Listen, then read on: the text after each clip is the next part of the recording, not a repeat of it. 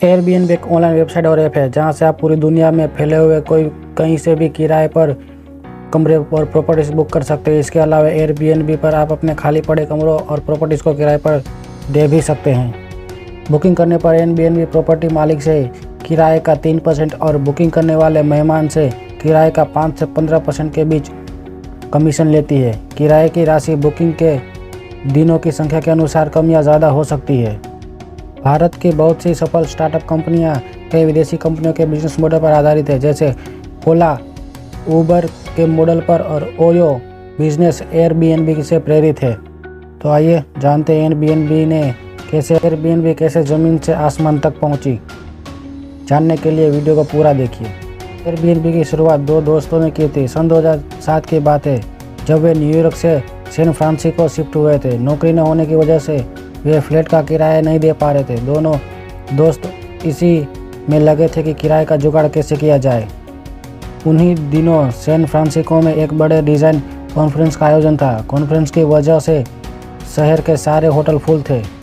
इसी बीच दोनों दोस्त को एक आइडिया सूझा। उनके फ्लैट का लिविंग रूम खाली ही रहता था, सो उन्होंने सोचा क्यों न इसे किराए पर दिया जाए। इसलिए उन्होंने फटाफट एक वेबसाइट airbedandbreakfast.com बनाई और कुछ गद्दे खरीद लिए। वेबसाइट पर उन्होंने लिखा कि हम रात बिताने के लिए जगह और सुबह का ब्रेकफास्ट देंगे। शर्त बस यह है कि गद्दे बेड पर नहीं ज़मीन पर लगे होंगे और इस सुविधा का $80 देना होगा। यह आइडिया काम कर गया और उसके पहले 3 ग्राहक शाम को फ्लैट में पहुंचे। 30 साल की एक भारतीय और 25 साल की बोस्टन की एक महिला और एक 45 वर्ष की व्यक्ति। 3 लोग उनके पहले कस्टमर बने। अगली सुबह जब वे किराया देकर चले गए तो दोनों दोस्तों ने महसूस किया कि आइडिया में बड़ा दम है, लेकिन अगले कुछ दिनों तक कोई खास प्रगति नहीं हो पाई। कुछ दिनों बाद दोनों दोस्तों ने अपने तीसरे दोस्त और रूम पार्टनर को इस प्लान के बारे में बताया। उनका तीसरा दोस्त एक ज़बरदस्त सॉफ्टवेयर प्रोग्रामर था। उन्होंने airbnb.com की नई वेबसाइट बनाई और इस तरह तीनों दोस्तों के द्वारा एयरबीएनबी की स्थापना हुई।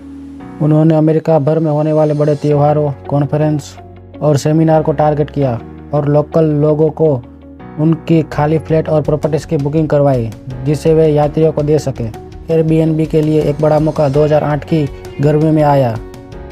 यहाँ शहर में डेमोक्रेटिक नेशनल कन्वेंशन होने वाला था, जिसमें 80,000 लोगों से भी ज़्यादा की आने की उम्मीद थी।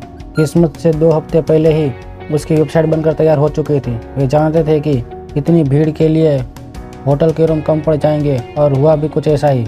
एक हफ्ते में उन्हें 800 से अधिक बुकिंग मिली। airbnb.com प्रसिद्ध हो रही थी, लेकिन अभी भी मुनाफा नहीं कमा पा रही थी। कंपनी को चलाने के लिए $40,000 की सख्त ज़रूरत थी। इतना पैसा कहां से लाया जाए, ये गंभीर समस्या थी। उन्हीं में से एक को एक आइडिया आया। उन्होंने 1 टन ब्रेकफास्ट सीरियल खरीदा और उन्हें 500 ग्राम के डिब्बों में पैक करवाया। उसी चुनावी दौर में उन्होंने चिकन ब्रांड के नाम से $40 पैक मूल्य से बेचना शुरू कर दिया और उन्होंने मीडिया में इस मज़ेदार प्रोडक्ट की चर्चा की। यह आइडिया काम कर गया और उन्हें करीब $30,000 मूल्य का ब्रेकफास्ट सेल किया। 2009 में उन्हें एंजल इन्वेस्टर से $20,000 की पहली फंडिंग मिली और उन्हें आगे भी $6 लाख की फंडिंग वेंचर कैपिटल से मिली। एयरबीएनबी तेज़ी से फैल रही थी, लेकिन खास कमाई नहीं कर रही थी। अभी तक एयरबीएनबी बुकिंग का काम कर रही थी, पर अब उन्होंने किराए में 15% तक चार्ज करना शुरू किया। इससे एयरबीएनबी प्रॉफिट में आने लगी। 2010 में एयरबीएनबी में एक वेंचर कैपिटल ने $7.2 मिलियन की फंडिंग की। हॉलीवुड एक्टर ने भी एयरबीएनबी में अच्छी खासी इन्वेस्टमेंट की। जुलाई 2011 में वेंचर फंडिंग से एयरबीएनबी ने $112 मिलियन की फंडिंग जुटाई। इससे एयरबीएनबी की वैल्यू $1 बिलियन तक पहुंच गई। इसके बाद तो एयरबीएनबी तेज़ी से कामयाबी की सीढ़ी चढ़ते हुए शिखर तक पहुंच गई। आज की तारीख में या एयरबीएनबी की स्थिति का अंदाज़ा आप इन फैक्ट्स से लगा सकते हैं। आज airbnb.com पर 192 देशों के 65,000 शहरों की 30 लाख से अधिक प्रॉपर्टीज़ की बुकिंग होती है। 20 करोड़ से अधिक लोग एयरबीएनबी की सुविधा ले चुके हैं। एयरबीएनबी की नेटवर्थ $74 बिलियन से भी अधिक हो चुकी है। एयरबीएनबी की सक्सेस स्टोरी से पता चलता है कि एक महान बिजनेस की शुरुआत एक छोटे से आइडिया से शुरू होती है।